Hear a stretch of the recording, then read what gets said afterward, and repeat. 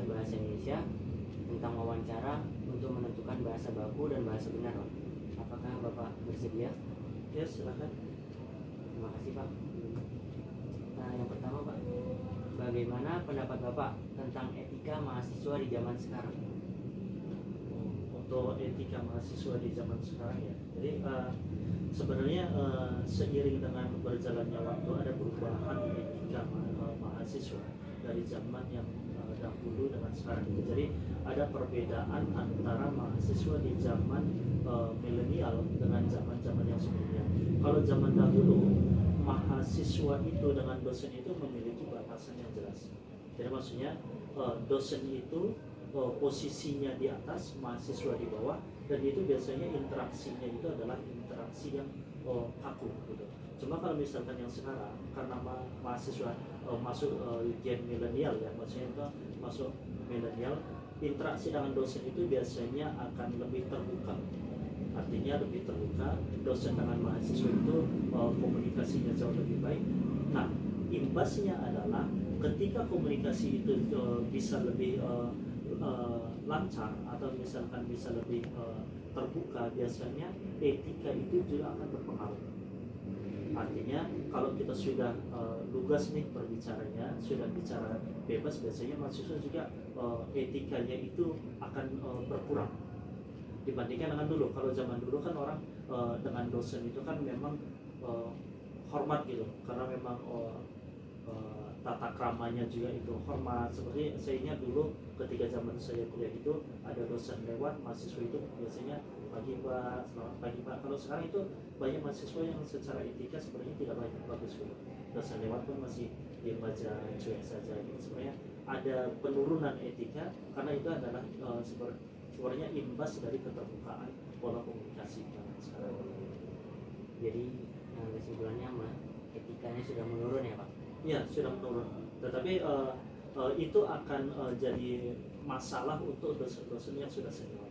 Tetapi kalau dosen-dosen yang milenial biasanya itu tidak begitu dipermasalahkan karena mereka juga hidup di masa yang sama. Terima kasih. Untuk pertanyaan yang kedua, Pak, bagaimana pendapat Bapak tentang pendidikan di masa sekarang? Contohnya dalam pembelajaran daring, luring maupun yang tatap muka gitu. Sebenarnya kalau sistem pendidikan sekarang itu kalau kita bandingkannya dengan zaman dulu itu jauh lebih maju. Bahkan ada pada suatu posisi nanti mahasiswa itu bisa lebih pintar daripada dosen. Kenapa? Karena mahasiswa sekarang itu kan sudah bisa mengakses ilmu pengetahuan dari banyak hal. Bisa dari YouTube, bisa dari internet dan lain-lain. Sedangkan kalau misalkan dosennya sendiri ketinggalan teknologi, ketinggalan informasi, biasanya akan masih menggunakan pola-pola pendidikan yang lama. Jadi sistem pendidikan secara sekarang itu sudah jauh lebih maju dibandingkan dulu. Hanya saja kita dalam sistem pendidikan itu kan punya capaian pembelajaran yang kita inginkan. Misalkan kita belajar mekanika tanah, kita itu tujuannya itu kemana, itu sudah ditetapkan gitu. Nah, tugas dosen di situ adalah mengarahkan manusia supaya jangan keluar dari gerbang. Misalkan kita ingin ke A, misalkan kita pengen ke Jakarta, kalau mahasiswa dibiarkan belajar sendiri, kadang nanti jatuhnya ke Pekanbaru atau singgah ke Kalimantan dulu, baru ke Jakarta. Jadi tugas dosen di situ adalah lebih mudah sebenarnya dibandingkan dulu. Tugas dosen sekarang itu adalah mengarahkan mahasiswa supaya informasi-informasi yang dia dapatkan itu bisa lebih baik dan mencapai tujuan apa yang diharapkan. Nah, secara sistem memang sekarang lebih baik ya, karena kita sudah bisa dari rumah juga bisa. Bahkan kalau kalau dibilang orang dari sedang di kamar mandi pun bisa mengakses ilmu pengetahuan. Kalau dulu kan enggak. Saya ingat zaman saya dulu cari ilmu itu kita nongkrong di perpustakaan dari pagi sampai sore gitu, harus mencatat lagi dan lain-lain. Jadi jauh lebih baik kalau sekarang. Terima kasih, Pak. Untuk pertanyaan terakhir, Pak, pertanyaan ketiga. Sebelumnya kan Bapak sudah banyak pengalaman bekerja di luar ya, Pak. Jadi saya ingin bertanya, bagaimana Bapak menyikapi masalah yang ada di dunia pekerjaan? Masalah ini berkaitan dengan bagaimana kita bekerja gitu ya. Iya, benar. Di dunia pekerjaan. Sebenarnya gini, kalau masalah di dunia kerja itu pasti ada. jangankan di dunia kerja, bahkan di sehari-hari kita pasti masalah itu ada gitu. Nah, yang paling penting adalah sebenarnya gini, kaitannya dengan kita pendidikan sekarang, sebenarnya orang kuliah itu lebih banyak itu adalah membentuk pola pikir. Jadi kalian dari SMU yang pikirannya itu masih remaja, di kuliah itu dibentuk pola pikir. Jadi pola pikir supaya itu kalau berpikir itu langsung tep gitu, ada milestone-nya gitu, jadi terstruktur gitu. Nah begitu nanti ada masalah di lapangan, dengan pola pikir yang terstruktur tadi, kalian bisa menyelesaikan masalah dengan baik. Sebenarnya itu yang ending dari perkuliahan itu yang sangat diharapkan. Kalau misalkan tentang ilmu-ilmu itu biasanya di lapangan juga kita akan belajar banyak hal-hal yang baru yang harus kita pelajari di lapangan. Cuma bagaimana menatanya, bagaimana membuat dia jadi suatu pola yang benar, itu yang kita belajar di perkuliahan. Jadi kalau saya bilang masalah di dunia kerja itu bisa kita atasi dengan cara belajar yang baik di perkuliahan. Kalau kita belajar baik, pola pikirnya sudah terbentuk, kedewasaannya terbentuk, nanti sebesar apapun masalahnya di dunia kerja pasti bisa teratasi dengan baik.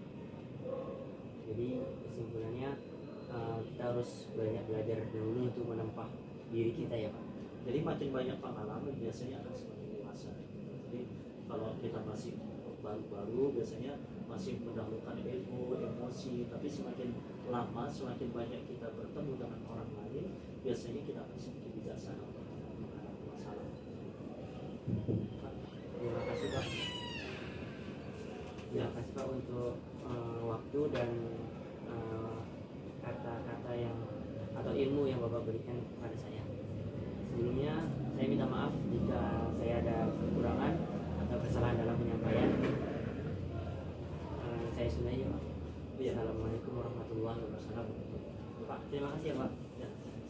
Assalamualaikum warahmatullahi wabarakatuh.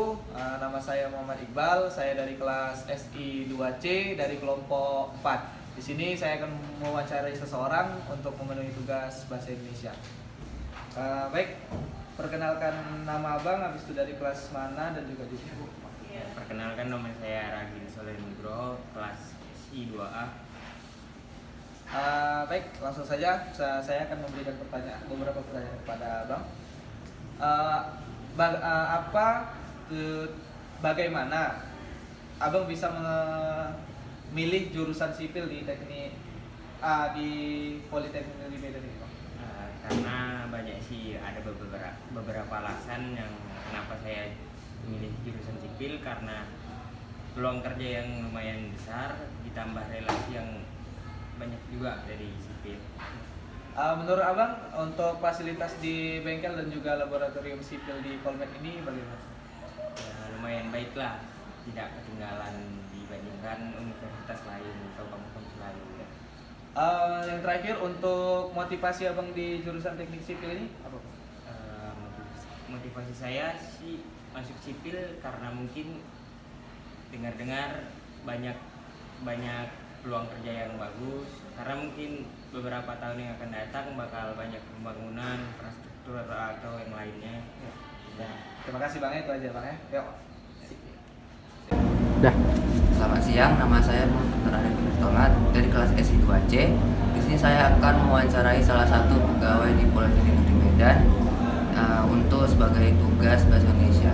Dengan saya Bang Imam sebagai salah satu staf di lab komputer teknik sipil. Kita mulai Bang Imam. Pertanyaan pertama, sudah berapa lama mengabdi di Polmed ini, dari tahun berapa? Saya Muhammad Imam Nur Tanjung, perkenalkan diri. Awal saya masuk di sini 2019 awal. Udah bekerja di sini udah selama 3 tahun, kurang lebih jalan 3 tahun. Oke. Yang kedua, adakah selama mengabdi di Polmed ini, adakah pesan dan kesan untuk kami yang sedang berkuliah di sini, atau kesan dan pesan untuk Polmed itu sendiri untuk lebih baik lagi ke depan? Kesan pesannya kalau untuk mahasiswa sipil terutama lebih kalau memang berminat di bagian sipil. Satu lagi, kalau kalian bukan basic di sipil, mending dipikir 2 kali, karena sipil itu berat. Kalau dibilang berat, walaupun sebenarnya basic saya bukan di sipil, basic saya teknik komputer. Ya kurang lebih sepengetahuan saya sipil itu berat, dengan matematikanya yang berat, dosennya juga wah keren, dosennya itu profesional. Kalau untuk Polmi sendiri ya tetap jaya lah. Sekian wawancara dari saya, terima kasih. Perkenalkan, nama saya Muhammad Fatur Rizky dari Prodi Ketiga Teknik Sipil. Kan nama saya Nur Ramadan Jati dari Prodi Aplikasi. Saya ini bertanya tentang pengalaman dan kegagalan setelah berkuliah di Polmes. Sebenarnya kendalanya itu cuman kayak kadang kan ada yang dosen dijelasin, cuman kita tuh kadang nggak merhatiin dan itu bikin kita nggak ngerti. Terus juga yang kedua tugas-tugasnya sih, soalnya tugas-tugasnya di sini tuh kayak banyak banget. Terus pengalamannya tentang kuliah di Polmes gimana? Sebenarnya seru-seru capek sih.